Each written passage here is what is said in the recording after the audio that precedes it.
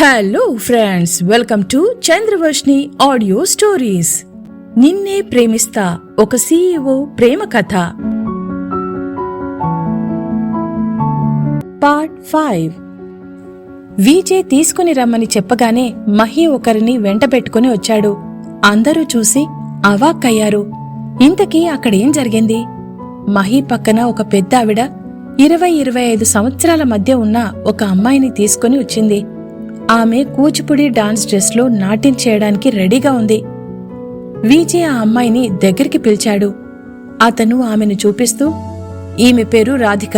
తనకి నాట్యం అంటే చాలా ఇష్టం. కొంచెం మానసికంగా ఎదగలేదు. అయినా బాధపడకుండా భయపడకుండా అమ్మ సహకారంతో కూచిపూడి నాట్యం నేర్చుకుంది. NIMH అంటే national institute of mentally handicapped ద్వారా చాలా ప్రోగ్రామ్స్ చేస్తూ వికలాంగులకే కాదు సకలాంగులకు కూడా ఒక రోల్ మోడల్ గా ఉంది. అందుకని ఈ రాధికని మన SMS బ్యూటీ ప్రొడక్ట్స్ కంపెనీకి బ్రాండ్ అంబాసిడర్ గా అనౌన్స్ చేస్తున్నాను. ఈమె సింపతితోనో లేక మన కంపెనీ పబ్లిసిటీ కోసమో నేను ఈ డిసిషన్ తీసుకోలేదు. ఈమె లాంటి వాళ్లు ఎందరో ఇళ్లలో బందీలుగా ఉంటున్నారు. సొంత వాళ్ల ఆదరణ కూడా కరువైంది. అందుకే ఈ అమ్మాయిని చూసైనా మేము ఏదో ఒకటి సాధించగలం అన్న ధైర్యం వాళ్లల్లో కలగాలనే ఆలోచనతో ఇలా చేశాను. కుంటివాడు, గుడ్డివాడు, ఎలాంటి ఫిజికల్ హ్యాండిక్యాప్డ్ ఎవరికైనా ఆలోచించే శక్తి ఉంటుంది. ఏది మంచి ఏది చెడు అర్థం చేసుకునే మైండ్ ఉంటుంది. మానసికంగా ఎదుగని వారికి తల్లిదండ్రులు ఉన్నంత వరకు పర్వాలేదు. కాని వాళ్ల తర్వాత వీళ్ల పరిస్థితి ఏంటి? అందుకే వీళ్లకి ఒక లైఫ్ ఉందని, వీళ్లు అన్నింటికీ ఎలిజిబుల్ అని ఈ ప్రపంచానికి తెలియాలి. రాధికను చూసిన ప్రతి ఒక్కరూ ఇన్స్పైర్ అవ్వాలి. వాళ్ల పేరెంట్స్ కూడా తెలుసుకోవాలి అని కొద్దిసేపు ఆగాడు విజయ్. ఒక్కసారి హాలంతా నిశ్శబ్దంగా మారింది. ఊపిరి బిగపట్టి అందరూ విన్నారు. ఒక్క నిమిషం గడిచింది, అంతే. ఇంతకు ముందు కంటే ఇప్పుడు ఇంకా ఎక్కువ క్లాప్స్ హోరుతో నిండిపోయింది. వీడియోగ్రాఫర్స్ మొత్తం స్టేజ్ పైనే దృష్టి పెట్టారు. క్లిక్ క్లిక్ క్లిక్ అంటూ కెమెరాలు ఫోటోలు తీశాయి. కొంతమంది కళ్ళు చెమ్మగిల్లాయి. విజయ్ సంతోషంతో వాళ్లకు నమస్కారం చెప్పాడు. Thank you so much. మీరంతా నా ఈ డిసిషన్ ని ఖచ్చితంగా సపోర్ట్ చేస్తారని తెలుసు. Once again thanks a lot అని చెప్పి డయాస్ దిగాడు విజయ్. కావ్య నోరెళ్లబెట్టింది. మల్లికా మేడం అతని గురించి తెలుసు గనుక చిన్నగా నవ్వుతూ చూసింది. ఇక మన స్వప్నిక ఇంకా స్వప్నంలో ఉన్నట్టే ఒక స్టాచ్యూ లాగా ఉండిపోయింది. మంచి మర్యాద లేని ఈ రోగ్కి ఇంత హ్యుమానిటీ ఉందా? అన్బిలీవబుల్ అని మనసులో అనుకుంది స్వప్నిక. పక్కనే ఉన్న మల్లికా మేడం చిన్నగా నవ్వింది. నాకు తెలుసు వీడు ఏదో ఒక సర్ప్రైజ్ ఇస్తాడని. Good, very good. That's my son in law. చూసావా స్వప్నిక, మీరిద్దరూ కలిసి పనిచేస్తే నిజంగా మన కంపెనీ చాలా డెవలప్ అవుతుంది అని అంది. ఆమె మాటలు విన్న స్వప్నిక కొంచెం అనీజీగా కదిలింది. ఏం చెప్పాలి మేడంకి? నేను చెప్పినా ఆమె నమ్మే విషయమా అని మనసులో గింజుకుంది. డయాస్ దిగిన విజయ్ డైరెక్ట్ గా వచ్చి స్వప్నిక పక్క సీటు అతని కోసం రిజర్వ్ చేసి ఉండటంతో అందులో కూర్చున్నాడు. కర్మ కర్మ, ఈ కావ్యకి ఎక్కడా తెలివిలేదు. ఇతనికి తన పక్క సీటే రిజర్వ్ చేస్తుందా అని తిట్టుకుంది స్వప్నిక. సీటుపై పెట్టుకున్న తన చేతికి అతని చేయి తాకగానే జల్లుమన్నట్లు అనిపించింది. అంతే, విజయ్ వైపు కోపంగా చూసింది స్వప్నిక.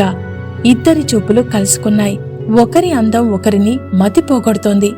అతని హ్యుమానిటీ ఆమెకు నచ్చింది. కాని అతని ప్రవర్తన ముందు అది తక్కువ అనిపించింది. ఇంతలో యాంకర్ మాట్లాడటం మొదలుపెట్టింది. Wow, excellent sir, excellent Vijay garu. మీ ఆలోచనలు ఎవరికి అందవని అంటే ఏమో అనుకున్నాను, కానీ మీ ideology super sir. Everybody thrilled. మా ముందు ఏ మిస్ యూనివర్సో ఏ మిస్ వరల్డ్ లో బ్రాండ్ అంబాసిడర్ గా నిలబడతారనుకుంటే రాధిక లాంటి అమ్మాయిని పరిచయం చేయడం నిజంగా అమేజింగ్. గొప్ప గొప్ప సెలబ్రిటీలనే బ్రాండ్ అంబాసిడర్ గా తీసుకున్న కంపెనీలే ఈ పోటీ ప్రపంచానికి తట్టుకోలేకపోతున్నాయనుకుంటే ఒక మానసిక వికలాంగురాల్ని తీసుకున్న మీరు మళ్లీ మీ ధైర్యానికి, మీ గట్స్ కి, మీ క్రియేటివిటీని ప్రత్యక్షంగా చూపించి మరీ ప్రూవ్ చేసుకున్నారు. Hats off to you mister Viraj Ravichandra, hats off అని చెప్పి ఊపిరి తీసుకుంది.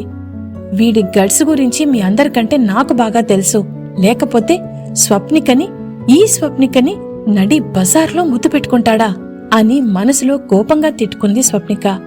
ఈమెని ఓరచూపుతో గమనిస్తున్న విజయ్కి స్వప్నిక మనసులో తిట్టుకుంటుందని అర్థమైపోయింది. ఏంటి బేబీ, తిట్టుకుంటున్నావా అని గుసగుసగా అడిగాడు విజయ్. స్వప్నిక కోపంగా పళ్ళు బిగించి, తిట్టక నువ్వు చేసిన పనికి ముద్దు పెట్టుకుంటారా అని అడిగింది స్వప్నిక. దానికి ఆశ్చర్యంగా విజయ్, అరే అదే కదా నేను చేసింది, ఇంకా ముందుకు వెళ్ళలేదు కదా మన కథ అన్నాడు విజయ్. అవును, మన కథ గీత గోవిందం మరి అని అంది స్వప్నిక. కావ్య వీళ్లు గొనుక్కోవడం చూసి విచిత్రంగా ముఖం పెట్టింది. స్వప్ని, పిలిచావా అని అనుమానంగా అడిగింది. తెలివిలోకి వచ్చిన స్వప్నిక తడబడింది. లేదే, అదే డాన్స్ ఇంకా మొదలు కాలేదా అని అడిగింది స్వప్నిక. ఇప్పుడు రాధిక గారి డాన్స్ మొదలవుతుంది, క్లాప్స్ తో ఆమెకి మన బ్లెస్సింగ్స్ చెప్దాం అని యాంకర్ అనౌన్స్ చేసి అక్కడి నుండి తప్పుకుంది. చప్పట్లు మోగుతూ ఉంటే రాధిక డయాస్ పైకి వచ్చింది. అన్ని లైట్స్ ఆఫ్ అయ్యాయి. ఒక్క డయాస్ పైన మాత్రమే వెలిగి ఉన్నాయి. రాధిక వచ్చి తన పొజిషన్లో నిలబడింది. ఇంతలో భామనే సత్యభామనే అనే పాట మొదలైంది. ఆమె ఆ పాటకు తగ్గట్టుగా అడుగులు వేస్తూ నాట్యం మొదలుపెట్టింది. అప్పుడప్పుడు ఆమె చేతులు, కళ్ళు నిలకడ లేకుండా కదిలాయి. అయినా ఎక్కడా ఇబ్బంది పడకుండా డాన్స్ కంప్లీట్ చేసింది రాధిక. అందరూ కళ్ళు తేలేసి ఆమె నాట్యాన్ని చూస్తూ మైమర్చిపోయారు. డాన్స్ అయిపోయింది. అందరూ గౌరవంతో లేచి నిలబడ్డారు. విజయ్, స్వప్నిక లేచి నిలబడ్డారు. అనుకోకుండా పక్కనే ఉన్న విజయ్ చేయిని గట్టిగా పట్టుకుని నిలబడింది. అది అతను గమనించి ఆమెను చూశాడు. ఇద్దరి కళ్ళు కలుసుకున్నాయి. టక్కున చెయ్యి వదిలిపెట్టింది. అంతదాకా దూరం నుండి చూస్తున్న యాంకర్ రాధిక దగ్గరికి వచ్చింది. రాధిక, వెరీ గుడ్, చాలా బాగా చేశావు. రాధిక అని పేరు పెట్టుకున్న మీరు సత్యభామలా చాలా చక్కగా చేశారు. ఇంతకీ ఈ డాన్స్ ఎక్కడ నేర్చుకున్నావు అని అడిగింది యాంకర్. రాధిక తడబడుతున్న గొంతుతో చెప్పింది. సరే, ఇప్పుడు ఈ ప్రదర్శన వల్ల నువ్వు జనానికి ఏం చెప్పదలుచుకున్నావు అని అడిగింది యాంకర్. రాధిక తడబడుతూ, నేను నాలాంటి వాళ్లకు సహాయం చేయడానికి అని అంది రాధిక. పాపం తనకి మాటలు తడబడుతున్నాయి. ఆమెను ఎక్కువ కష్టపెట్టడం ఇష్టం లేని యాంకర్ వెంటనే, okay okay, very good. Vijay గారు నీకీ అవకాశం ఇచ్చారు కదా, దీనికి నీ స్పందన అని అడిగింది యాంకర్. ఆయనకు థ్యాంక్స్. నాకు ఓకే, విజయ్ గారికి రాధిక థ్యాంక్స్ చెప్తుంది. ఆమె తరపున నేను థ్యాంక్స్ చెప్తున్నాను. విజయ్ గారు, థ్యాంక్ యూ సో మచ్ అని చెప్పింది యాంకర్. అందరికీ నమస్కారం పెట్టింది రాధిక. మళ్లీ ఆడిటోరియంలో క్లాప్స్ మోగాయి. ఇంతలో రాధిక వాళ్ళమ్మ వచ్చి ఆమెను స్టేజ్ పై నుండి కిందకు తీసుకువెళ్ళింది. ఇక యాంకర్ మిగతా ప్రోగ్రామ్స్ ని మొదలుపెట్టింది. అక్కడొచ్చిన వాళ్ళందరికీ కొత్త ప్రొడక్ట్స్ శాషేలను శాంపిల్స్ లాగా ఇచ్చారు. దాని పనితీరు గురించి ఉన్న లిటరేచర్ బుక్స్, బ్రోచర్స్ అందరికీ పంచిపెట్టారు. తరువాత మెల్లమెల్లగా కొంతమంది మాటల్లో మునిగిపోయారు. మరికొంతమంది డిన్నర్ చేయడానికి వెళ్లారు. స్వప్నికకి ఒక మాయాలోకంలోకి వచ్చినట్టుంది. పక్కన చూస్తే కావ్య, విజయ్, మల్లికా మేడం ఎవరూ లేరు. తేరుకొని స్వప్నిక మంచినీళ్లకని లేచి వెళ్లి తాగింది. వెనుక నుండి స్వప్నిక అని పిలుపు వినిపించింది. వెనక్కి తిరిగిన ఆమె గుండె జల్లుమంది. వెనక్కి తిరిగిన ఆమెకు విజయ్ కనిపించాడు. అతనితో పాటు మల్లికా మేడం కూడా వచ్చి నిలబడింది. స్వప్నిక కంగారుగా, చెప్పండి మేడం అని అంది. ఆమెకు ఎందుకో అతన్ని చూడాలంటే కొంచెం ఇబ్బందిగా అనిపించింది. విజయ్ వైపు చూడలేకపోయింది స్వప్నిక. ఆమె మల్లిక మేడం వైపు దృష్టి పెట్టింది. విజయ్, ఈమె మన సీఈఓ, పేరు స్వప్నిక. ఈ ఏర్పాట్లన్నీ తనే దగ్గరుండి చూసుకుంది. దాదాపు 6 months నుండి ఈ ప్రాజెక్టు గురించి చాలా కష్టపడింది. She is our Angel. తన్ని మన స్టాఫ్ అంతా అలాగే పిలుస్తాం అని నవ్వుతూ చెప్పింది మల్లికా మేడం. ఒక్క క్షణం అతని కళ్లల్లో ఆశ్చర్యం. తన ఆఫీస్లో పనిచేసే అమ్మాయితోనా నేనలా బిహేవ్ చేసిందని ఆశ్చర్యపోయాడు. అతని మీద అతనికి కోపం వచ్చింది. కాని తర్వాత సర్దుకున్నాడు విజయ్. వావ్, నిజమా? ఫ్యాంటాస్టిక్. ఏర్పాట్లన్నీ చాలా బాగున్నాయి. ఇంత బాగా అరేంజ్ చేసినందుకు థ్యాంక్స్ లాట్. అన్నిటికంటే ఒక్కటి మాత్రం నాకు చాలా బాగా నచ్చింది అని చిన్నగా నవ్వుతూ చెప్పాడు విజయ్.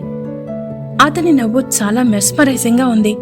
అసలు మార్నింగ్ నుంచి మా ఇద్దరి మధ్య ఏదీ జరగనట్టు, ఇప్పుడే తనను మొదటిసారి చూస్తున్నట్టు మల్లిక మేడం ముందు బిల్డప్ ఇస్తున్నాడు. వీడు మామూలోడు కాదు. అందరికీ కనిపించే యాంగిల్ వేరు, నాకు కనిపించిన యాంగిల్ వేరు. మహానటుడు అని మనసులో అనుకుంది స్వప్నిక. విజయ్ మాటలు విన్న మల్లిక, సరే అయితే స్వప్నిక, గెస్ చేయి, నీ టాలెంట్ ఏంటో ఒకసారి చూపించు అని అంది. దాంతో ఆమె కంగారుగా, ఏంటి నేనా అని అడిగింది స్వప్నిక. ఆమె తడబట్టడం చూసిన అతను, తన టాలెంట్ ఏంటో ఎప్పుడూ చూశానత్తయ్యా అని టాలెంట్ అన్న పదాన్ని నొక్కి చెప్తూ అన్నాడు విజయ్.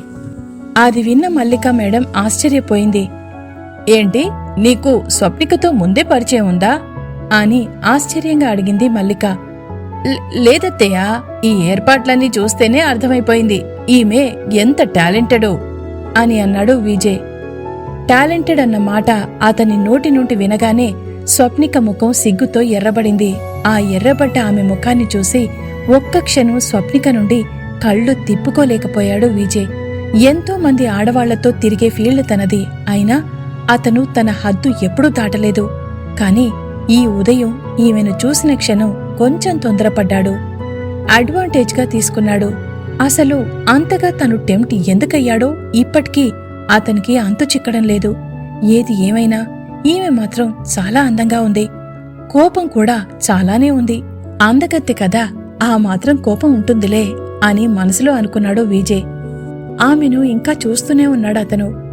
కళ్లల్లో ఏదో తెలియని వింత వెలుగు, అందమైన పెదవులపై నవ్వు, తనను చూడగానే ఎరుపెక్కిన బుగ్గలు. బహుశా ఆమెకు కూడా మార్నింగ్ జరిగిన ఇన్సిడెంట్ ఓసారి గుర్తుకు వచ్చి ఉంటుంది అని చిన్నగా నవ్వుకున్నాడు విజయ్.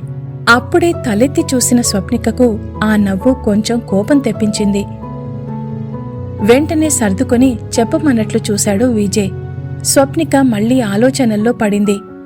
అతను రాకముందు నుంచి అందరూ విజయ్ గురించి చెప్తున్న విషయాలు, తరువాత ఈరోజు అతను బ్రాండ్ అంబాసిడర్గా రాధిక గురించి తీసుకునే నిర్ణయం ఆమెకి చాలా నచ్చాయి. ఒక్క వాళ్ల మధ్య జరిగిన విషయం తప్పితే వీటి పరంగా చూస్తే ఎందుకో తన ఆలోచనలకి అతని ఆలోచనలు కొద్దిగా దగ్గరగా ఉన్నాయని అనిపించింది. ఇంతలో మల్లిక మేడంని ఎవరో పిలిచారు. వెంటనే ఆమె అటువైపు వెళ్ళింది. అక్కడ వీళ్ళిద్దరే మిగిలిపోయారు. ఏంటి, నువ్వు నా కంటికి కనపడవని అనుకుంటే మళ్ళీ ఇక్కడే కనిపించావు? వాట్ ఏ కోయిన్సిడెన్స్ అని అన్నాడు విజయ్. అవును మరి, ఈ జనాలందరికీ నీ నిజస్వరూపం తెలీదు. నువ్వొక రౌడీ బాస్వి కదా, వీళ్లకు ఆ విషయం తెలియాలని మనిద్దరం ఇక్కడ కలిసి ఉంటాం అని కసిగా కోపంగా అంది స్వప్నిక. ఏమైనా నిన్ను మెచ్చుకోవాలి. ఇండియాకు రాగానే లిప్ లాక్తో చాలా స్వీట్గా వెల్కమ్ చెప్పావు అని తన పెదవులని వేలుతో చూపిస్తూ అన్నాడు విజయ్. ఏయ్ మిస్టర్, నేనా అలా చేసింది? నువ్వే బలవంతంగా అని కోపంగా మధ్యలోనే ఆగిపోయింది స్వప్నిక. పూర్తిగా కంప్లీట్ చేయి బేబీ, నేను అని చిలిపిగా నవ్వుతూ చూశాడు విజయ్. ఇంకా కోపంగా ఏదో అనబోయింది స్వప్నిక. ఇంతలో అక్కడికి మల్లిక వచ్చింది. ఏరా విజయ్, చెప్పిందా అని నవ్వుతూ అడిగింది మల్లిక. ఇంకా లేదత్తయ్యా. పోనీ పాపం, ఈవిడకి మరీ రిస్క్ ఇవ్వడం ఎందుకు? మొదలే తనకు ఉదయం నుండి బాలేదు పాపం అని చెప్పాడు విజయ్. అంతే, స్వప్నికను ఆశ్చర్యంగా చూసింది మల్లిక. ఏంటి, నీకొంట్లో బాలేదా అని కంగారుగా అడిగింది. మళ్ళీ వెంటనే ఇంకా ఆశ్చర్యపోయింది. అవును, తనకు ఒంట్లో బాలేదని నీకెలా తెలుసు అని అడిగింది మల్లిక.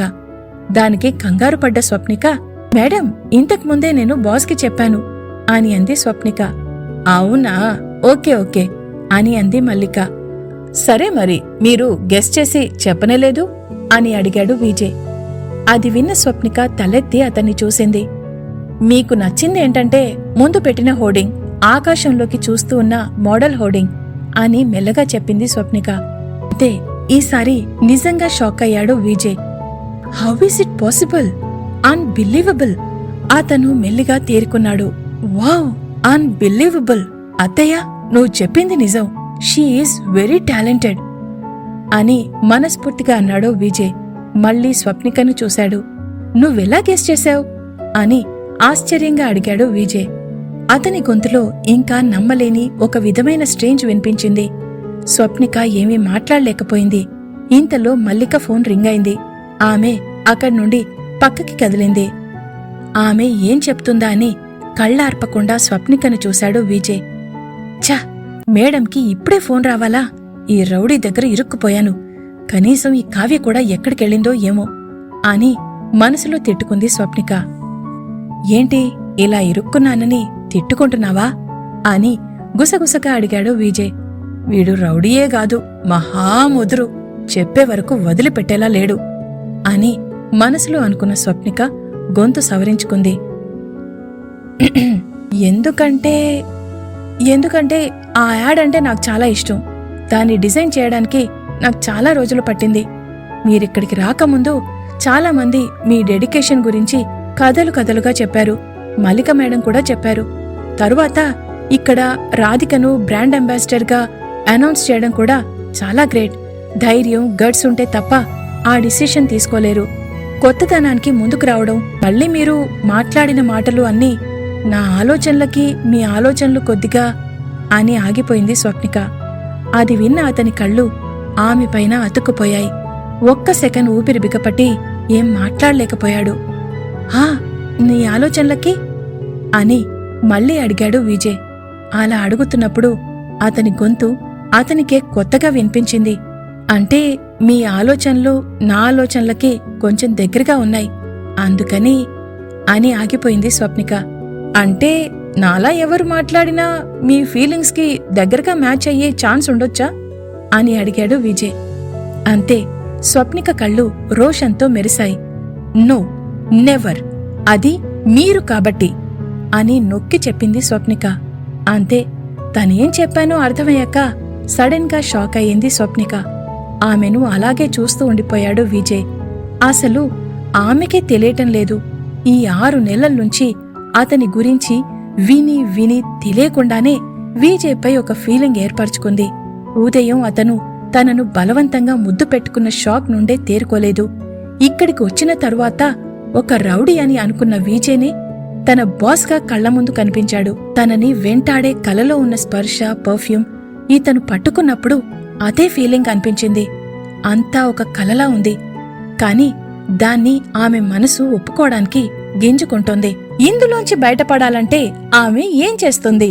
విజయ్, స్వప్నికల మధ్య ఎలాంటి పరిస్థితులు ఎదురవుతాయి? తరువాత ఎపిసోడ్లో తెలుసుకుందాం. వింటూనే ఉండండి చంద్రవర్షిణి ఆడియోస్.